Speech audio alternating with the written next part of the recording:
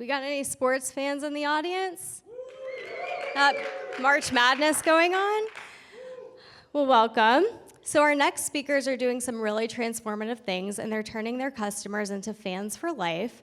I'd like to introduce to you Doug Kramon and Jenn Lien with ESPN and Patrick Negron with RXA and OneMagnify.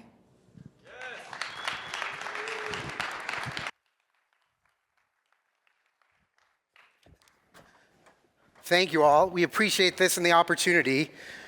We're thrilled to be here. A lot of what I am going to say, well, not a lot, but Jason, you said so much in the introduction that we got very excited about this.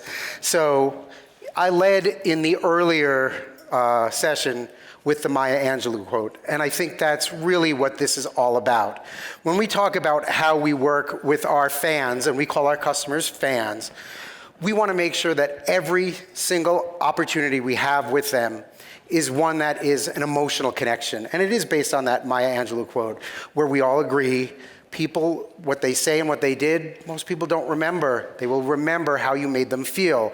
For example, I don't remember what my parents said to me when I was little, but I know I felt loved, right? I don't remember the conversations I had with my first girlfriend, but you know, I still remember that first kiss. That always stays with us, and that is emotion. And so what we are seeing is an opportunity to do what we do in a way, there we go, hold on one second, that relates to the fans, because sports are all about emotion, as we'll talk about. So real quick, we have been introduced. I'm Doug Kramon. I'm being joined by Jenn Lien. As you can see, I'm a Formula One sports fan, and I will say, I think we should all do everything we can to make Drive to Survive more exciting and have Josh James sponsor a Formula One car with Domo. It's just a thought. So with that, I'm big on that. Jen, your background also as a huge sports fan, UFC. Yes, thank you everyone. Thank you Domo for having us. Thank you Doug. My name is Jenn Lien. This is actually a photo of me back in 2021 at UFC 269. You know, what got me into the UFC and what kept me as a fan is the experience of attending a live event. It's the sound of the canvas upon a takedown, or the sound of Bubba O'Reilly at the start of the highlight reel, and that's when fans know the main card's about to start. And you know, these are feelings of joy, amusement, exhilaration. That's the emotional connection that UFC has built with me. And you know, as No, go ahead.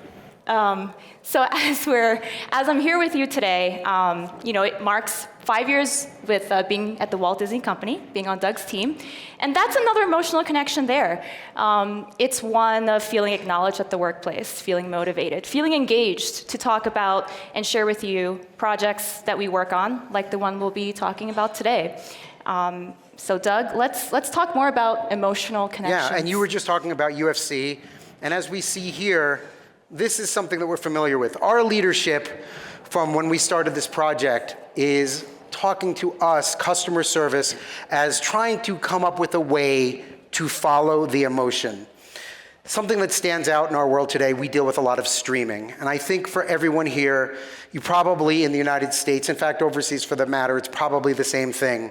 Streaming is confusing, and it's only going to get more confusing. And we know it's the industry we work in. It's called streaming fog. And with that, what can we do with regards to technology to make it easier? Well, interestingly enough, we're probably doing the exact opposite. Bundles are making it hard for everyone to determine what is best for them for viewing. And if the technology, which isn't filled with any emotion, is a problem, what we need to do is really follow the emotion as our leadership is talking about in customer service. It's an incredible challenge that we're going to go through, but we started with this, and our leadership wanted us to start with UFC. And in this picture, we see, for example, our talent. And obviously, you look at this picture and it's all emotion. From Joe Rogan in the middle, something clearly amazing or crazy has happened. What happened in the octagon, Jen? Yes, so just as a caveat, this event was the first live UFC pay-per-view event in which a crowd was able to attend. So this was in 2021. This was, in the middle of COVID. And, fans were excited to be part of the action again. And this was a moment where something completely unexpected happened. It was if I remember correctly, it was a knockout via head kick. So everyone was floored, including the loser of the fight. But this is what it's all about. This is what Doug and I live for. It's capturing the emotions of the fans. And there's nothing more emotional, I think, in this country than sports. Absolutely. So here's what we want to go over. First, how did we go from a customer service team, which actually, in my opinion, and I think for all of us, we worked very well, sticking to service level agreements, making sure that the agent was brief, bright, and gone, which was good, but not necessarily great. How did we move from a service program that thrived in that to a service program that really built an emotional connection with our fans, where we could each feel like we valued them, and then have this new connection create improved product engagement, improved customer satisfaction surveys, and improved product experientials. So what we're gonna go over today is our corporate marching orders. Why were we told to do what we need to do? And I kind of led with that with regards to streaming. Our leadership knows it's going to be confusing for the fan. There's more customer service at every touch point when a fan has an inquiry we can do to guide them. And it's all about that. 2, our challenge to build a customer experience team rooted in emotion and the opportunity that was revealed to us in that work, but also the devised solution that Domo and RXA helped us build because it is exceptional. The successful results, and we'll go under the hood and we'll show you how we do it. And Patrick, you're gonna take that on. So as we go through this, a little bit about our marching orders. We were told again to create emotional connections like the sporting events do for fans, and just like the sports radio or the studio shows do for audiences of our fans. So for example, you see Stephen A, for example, in the audience, and ultimately, in addition to Stephen A, who do we have there? Max Kellerman. So Stephen A and Max is no longer with ESPN, but when this started, you found them more in the audience, and suddenly you were seeing a shift in what we do. We're trying to be more with the fans in the stands and the suits in the suites. And being able to show that we're doing that now on TV, we need to then understand that when we speak with them, it is exactly the same dialogue. So how do we speak to the suits and the suites and have a great conversation with them versus the fans in the stands? They're very different. And we need to learn and determine how, in fact, we can make those conversations. And our leadership expected us to know the fan, to protect the brand, grow the customer base, and improve product and process. Interestingly enough, customers want the same thing. They want you to know them, protect them, be honest with them and transparent. They want to be helped when necessary, and they want to feel valued. And ultimately, it comes down to one word: reciprocity. If they're investing in us in any way, whether it's $10.99 a month for ESPN Plus, or it's $90 for a UFC pay-per-view, we need to give them more. We need to have reciprocity and show if there are issues, we will take care of it. And we're going to give you a +1 with any opportunity we can. And we're going to say, we can relate to the issue you are having. We have been there, experienced it, and seen it before. And that's something that we feel is the next level that we need to get to that we really weren't at. So with that, as we go into here, show of hands, who here has heard of the watermelon effect? All right, so the watermelon effect, not too many, is where on the outside we're seeing, and we're going to use a sports analogy from the lovely show Shoresy on Hulu, which is a tremendous show if you haven't seen it. But with that, imagine if you owned a third-tier, somewhat semi-pro hockey team, and your sales team said, you know what? You asked, hey, how are things going this season? Sales team said, attendance is great. The team's winning. Sponsorship's looking amazing, and revenue's up. But if you asked a few more questions, you also learned several players, though, kind of unhappy. Some are looking to leave. And in fact, those fans, they're no longer seeing those angry players after games to greet them. And their jerseys now, their sales are starting to stagnate. Penalty minutes are up, and 2 fights have broken out in the locker room. And what this shows is, on the surface, everything looks great. And in customer service, we looked great. Our agents were brief, bright, and gone. Our service levels were immaculate. We know exactly how to stand up how many live agents for any number of sporting events. The sporting calendar rarely ever changes. However, it's not enough. There was more we needed to do. So ultimately, we had CSATs, customer satisfaction surveys.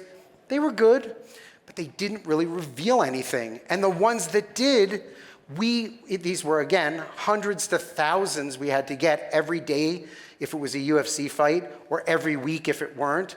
That's too much for any human beings to deal with. So ultimately, we needed to come up with a solution to understand what we were facing when the fan reached out to us, and what did they feel with regards to the experience they had. Our CSAT is very, very high in terms of responses.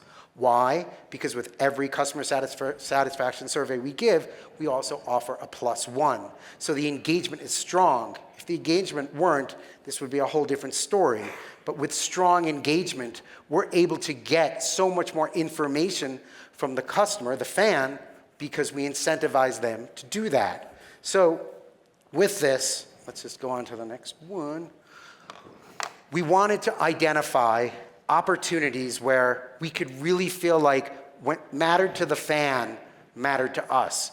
Let's look at this point here. When the fan said he was much more concerned about me as a person and what I was going through, this is one sentence and directly from the mouth of one of our contacts.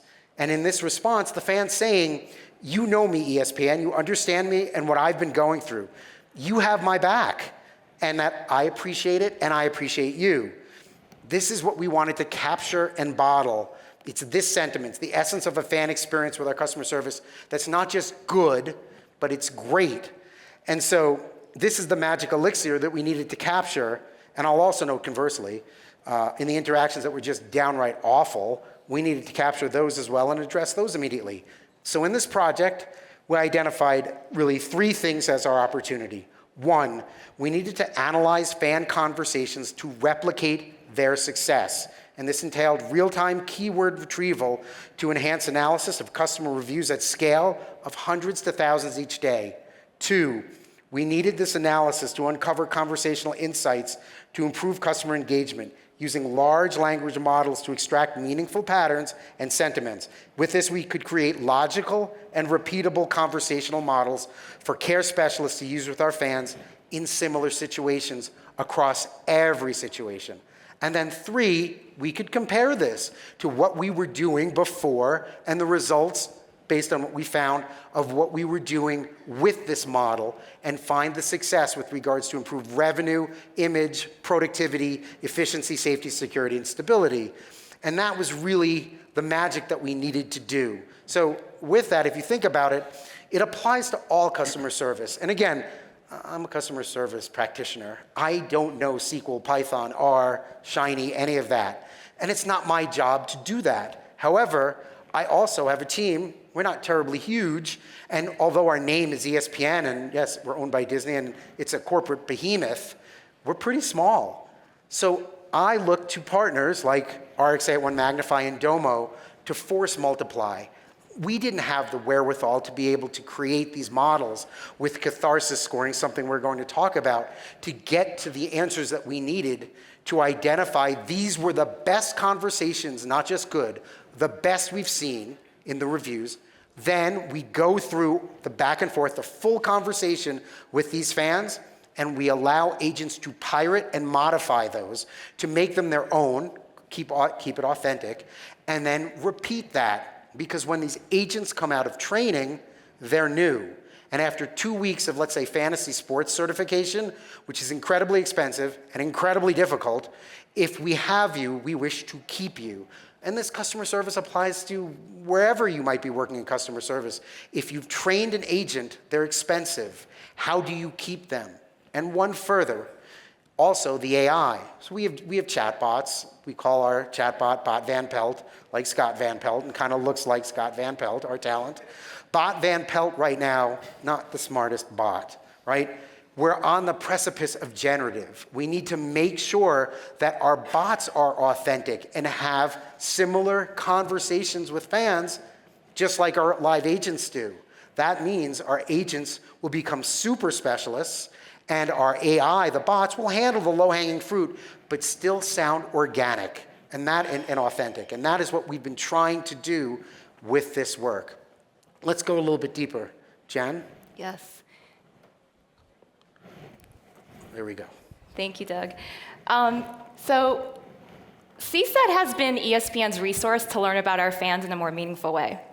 When companies consider CSAT, customer satisfaction, it's easy to call it a day and use Net Promoter Score, NPS, and just have your customers rate you from 1 to 5. Sad face for 1, happy face for 5. 1 to 5, like it's some sort of like advanced placement exam score, which always makes me think of that.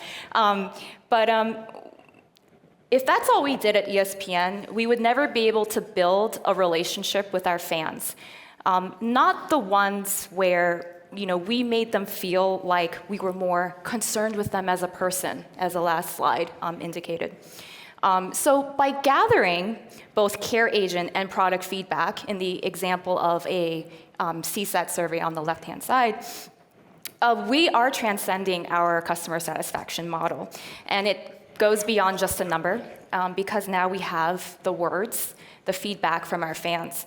And within the human condition, with words, come emotions, sentiment, and with the tools of RXA at OneMagnify and Domo, we've been able to place our customer satisfaction data in their hands and allow them to further analyze our customer satisfaction feedback in a way that is now multidimensional.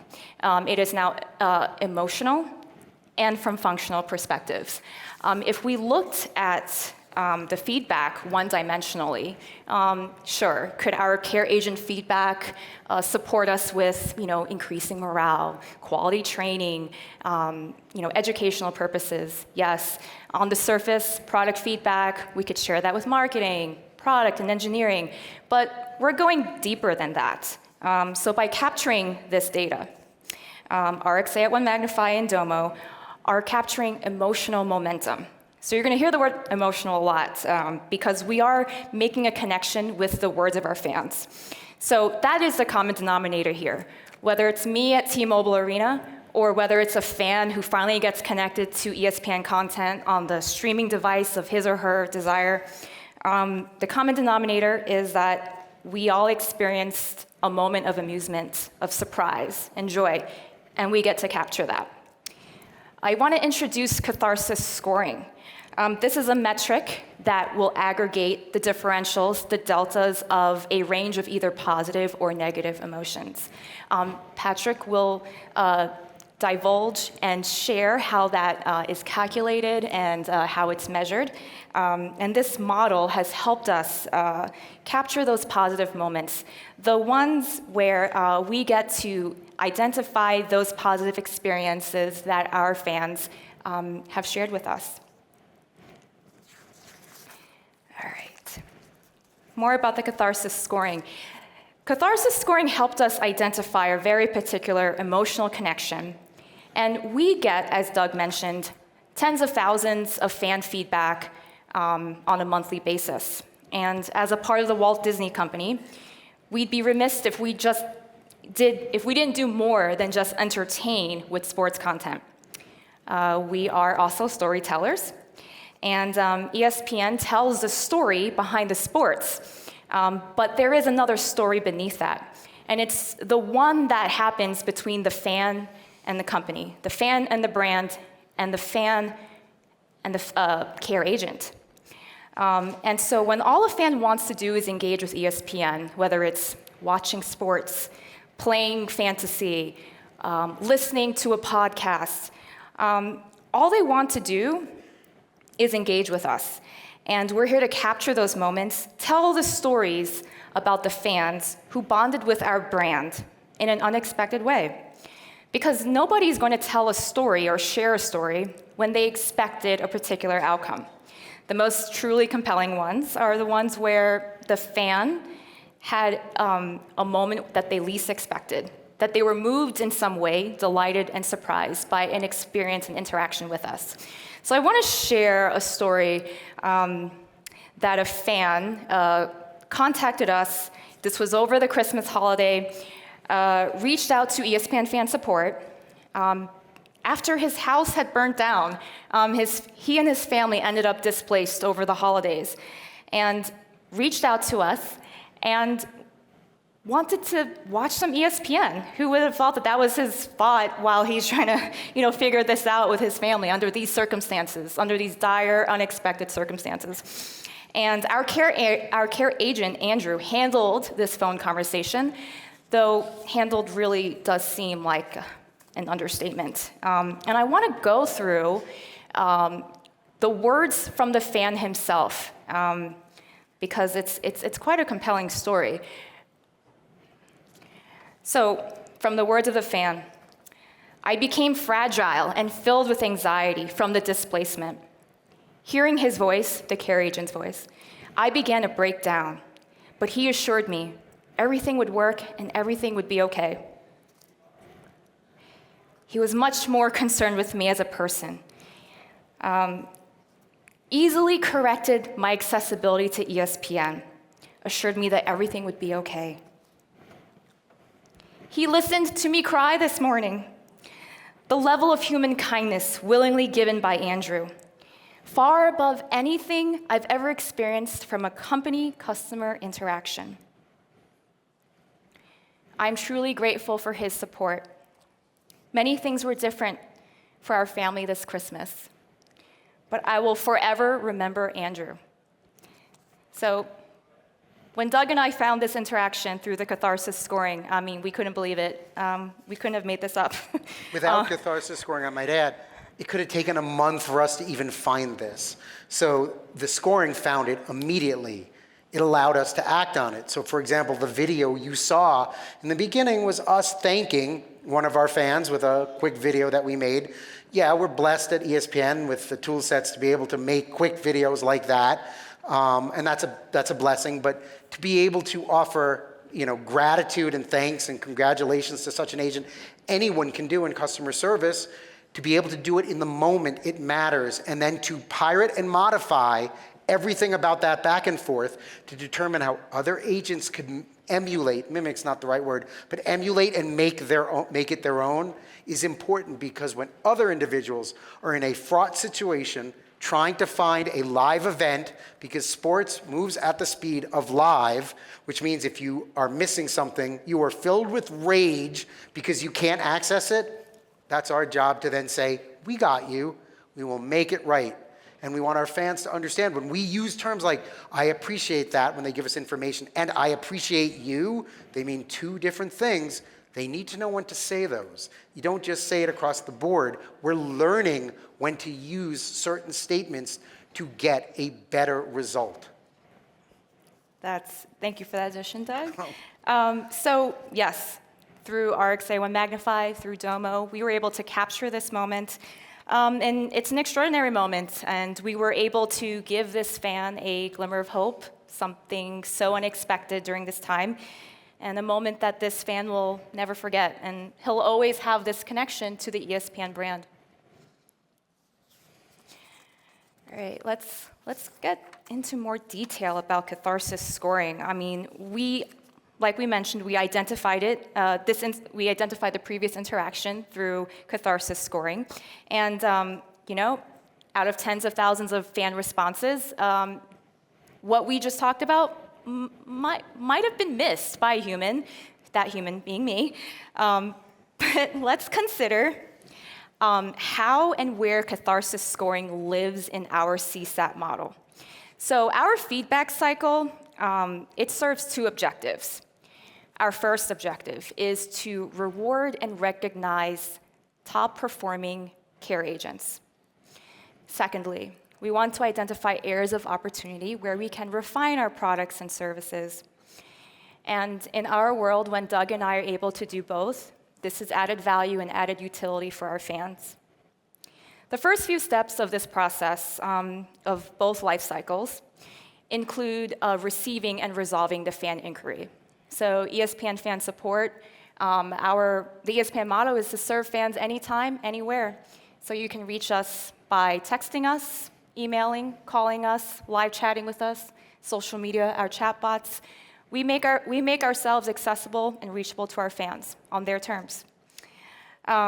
So upon resolving the inquiry at hand, we send out a CSAT survey. Our CRM is Zendesk, and that is where our CSAT data also gets received. And when we ingest this data into Domo, we're able to identify where the catharsis scoring is high for certain interactions. And so Patrick at RXA at OneMagnify will divulge further into how that works. So, we get the temperature of how the fan is feeling through emojis, but like I mentioned, we really truly get the full panel by the words of our fans. We get their emotions, and we get to analyze the sentiment of each sentence of their feedback. So we have the opportunity to recognize moments where we can reward our agents for their excellent above and beyond service, and also identify areas of opportunity for product improvement. So this is always a fun part. Our success with rewarding our care agents, it truly and fundamentally derives from our culture of humanity first. I've coined this phrase, but I like to call it's trickle-down recognition. And it's that if Doug and I have a program where we put our care agents first, they will in turn put our fans first. And as part of the Walt Disney Company, we're all about creating those happy and magical moments. And it's no longer just for our customers, no longer just for our fans. It's now for our care agents. So when we bring those sports moments to our agents, they become the fans in the stands as well. So our care center is headquartered in Windsor, Ontario, Canada. It's right across the Detroit River, and you can bet that our agents were delighted that the Detroit Lions had the season that they had, and that we were able to bring them to sports events and recognize them for their excellent performance, and reward them in a way that makes them feel bonded to the brand, to the sport, and make them fans as well. That helps them know the fan, value the fan, protect the fan, because now they're fans too.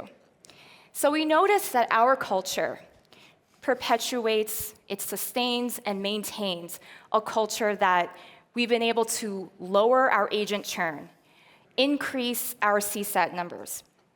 And this has remained true even in our toughest of times. And at ESPN, especially during COVID, we've gone through those tough times. And these type of gestures that we have with our agents, it definitely helps them with building upon the love of that brand, of our brand. So while the feedback that we get from our fans helps us reward and recognize those agents, let's talk more about how it helps us refine the product. So product feedback allows us to examine what works for our fans and what isn't working for our fans. So just to reference the title of our presentation, if we say we want a fan-centric revolution, it really does begin with identifying what matters most to our fans. And it's not just about whether our product and engineering teams can fit something on the next sprint, where it's going to be on their roadmap. It's not truly just on them. And when our fans take the time and the effort to share their suggestions, share their grievances with us, the onus is on Doug and it's on me to leverage that data, lean into RXA at OneMagnify and Domo, validate our fans, and give them what they want. And CSAT feedback on our products has led us to awareness and action by our product teams and by our leadership. We don't just recommend suggestions to our leadership, we can now show them the data that makes them feel, makes them motivated to take action. And we have some examples in which we've been able to deploy this. First example would be Gamecast. This Gamecast is the ability for fans to have that real-time, play-by-play visual. And this is especially useful for fans who want to keep up with a sporting event that ESPN may not particularly have the rights to.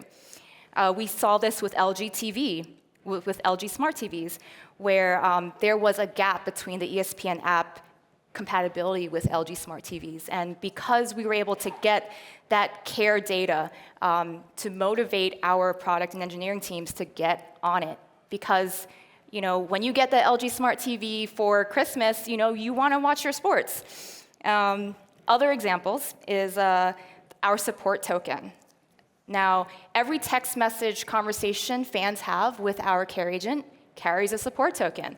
What does that do? That has allowed our engineers to follow the user journey through New Relic and better understand where certain bugs are, or how we can troubleshoot better in the future. And lastly, with ESPN Bet, which launched several months ago, our fans voiced that they wanted a choice to either enable or disable sports betting content, ESPN Bet content within the ESPN app. So this is just part of a myriad of examples of how we've used care data, data that fans have taken the time to share with us. And the information that they share with us does not stop with me and Doug. It is obviously shared with our internal stakeholders. And last thing I do want to note is that when it comes to this data and how we use it, nothing says we hear our fans, we know them now, we value them, like showing them that we've been able to take what they say and do something about it. And Doug and I are very grateful to have RXA at OneMagnify and Domo to show us what has been working for us and what we can do better. I'll add one last thing if I can. Again, practitioners of customer service. It is so much easier to compel an executive, not just with numbers, but with the actual horrific, most likely they're very bad, words from the fan about their product experience and the joyous resolution that Care was able to make, because a good story, well told, in addition to metrics, makes a whole lot of difference for their decision, because they can more easily put themselves in the customer's shoes. It's all about emotional storytelling. That was the gap we didn't have, that we were struggling to fill. Let's show how we do it. Yeah. All right, you guys ready? Yeah? All right, we're gonna do a little demo here. I'll wait for them to switch it over here. I'll talk a little bit about just the name Catharsis Score. Like, why did we go about calling it that? And the definition here, technically, catharsis, or one definition, is a powerful emotional release that, when successful, is accompanied by cognitive insight and positive change. And what that means, really, is it involves both this emotional component, which we've been talking about, as well as a cognitive component in which the individual gains new insight. And so the scoring method that we came up with is intended to capture that emotional change throughout the conversation as it evolves and turns positive. And so I'm going to walk through the process that we went through in how we got this and arrived at this scoring. So we started with 28 emotions. We identified 9 in group 9 as positive, and 6 as negative. For those of you who might be interested, we're using an open source BERT architecture transformer model. The specific model is Roberta, and it's trained on Go Emotions. Go Emotions data set is a data set that's a 58,000 sample Reddit review, and each of them are labeled with these 28 emotions. So it's all manually done, and so that was our kind of training basis. And so on first pass, when we did this, we're scoring from 0 to 1, and you can see some of the results here. They're all 5 stars, but Crystal was so very great. She was knowledgeable and kind and patient, solved our problem. That's wonderful, but doesn't really capture the texture of the reviews, the types of reviews that they were looking for. So again, scored really high in the admiration category or emotion. Took care of my needs and made everything simple and easy. Again, very caring, high scoring, but again, not really that context there that they can do something with as far as training their agents. And then lastly, he was absolutely amazing in understanding. So those were all scored really high, but weren't really rich in context. So let's take our example of the family with the fire, and you look at some of their scores. So caring, 0.23. So again, on a scale of 0 to 1, 0.23 here. I think it's nervousness, 0.24. So really didn't capture that. The scoring we initially didn't capture the range that we were looking for. And a lot of that's because when we scored the entire review, the emotions kind of get diluted. And so we kind of lost some of that emotional depth. And so we reviewed that and said, okay, well, let's go back and evaluate this on a sentence by sentence basis. And so we took our model, adjusted it, and broke everything up into sentences and scored it again from 0 to 1. And this time you can see our score for this particular review with the family, with the fire, scored anywhere from 0.2 on emotions to over 0.9, almost 1. And so as you go through these sentences, our family has been displaced by a house fire, right? This is high in nervousness. It was exhausting, right? I was becoming fragile and filled with anxiety, so really high on nervousness. And now we start to see the change, the shift of this fan, right, and their interaction with the agent. So he assured me that he would make everything work and not to worry. And then if we look at the last 3 sentences here, right, Andrew was unbelievably positive and supportive for my life situation. He was much more concerned about me as a person and what I was going through. So again, being able to capture these scores and record them, we can now look at these scores and aggregate them in different ways. And so we did that, and we came up with what we called our max delta. And so by capturing the largest change of emotion between sequential sentences, we start to get a sense of the change of emotion of the overall interaction. And so we stored this max delta and then aggregated it. This is just some examples of some of the deltas, and I narrowed it down. I didn't include all the emotions. So this is, the peak of desire.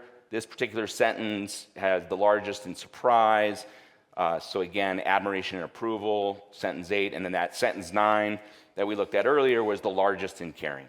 And so we now take these, aggregate them. We could do that across all emotions or just a subset of emotions. And we're doing all of this in Jupyter workbooks. This is a Python script that's running in Domo. And so we pull the data in, we run it through our Python process, and what we're doing during this process is really evaluating these reviews. And so the reviews that are consistently one emotion don't really score that high. We are able to amplify those narratives or stories for reviews that do have that emotional variety and fluctuation. They tend to score really high. By default, the shorter reviews or strings, because they don't have any meaningful split in emotion, they're omitted.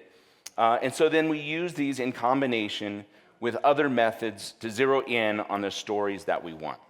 And if anybody's interested, by the way, in going deeper into the particular script, I would welcome you to come by the RXA at OneMagnify partnered booth, and I'd be happy to go through this in a little more detail. We also have some people who are a little more versed in Python probably than I am. But the result is what we wanted. This is what we were looking for. So again, our family with the fire, trying to get their TV to work just to get a little relief from their situation, right? Amazing. Here we have another one, again, all 5 stars, by some measures, very successful, but the context of this particular review, not that compelling and doesn't provide Doug and Jen with really what they need. So the guy I spoke with has been the only one that has helped me fix my issue. And then he goes on to kind of complain about the other agents and how they hung up and disconnected. And then you can see this bottom one, again, no range, so it doesn't even score at all. Fix the problem, much appreciated. And we see a lot of them kind of in that range. And so how does this look in practice? Well, we built a dashboard for them. And there's all the metrics that you would imagine. There's the scoring, CSAT, stars. You can see the reviews. You can filter. So, what most of you would consider, a normal kind of dashboard.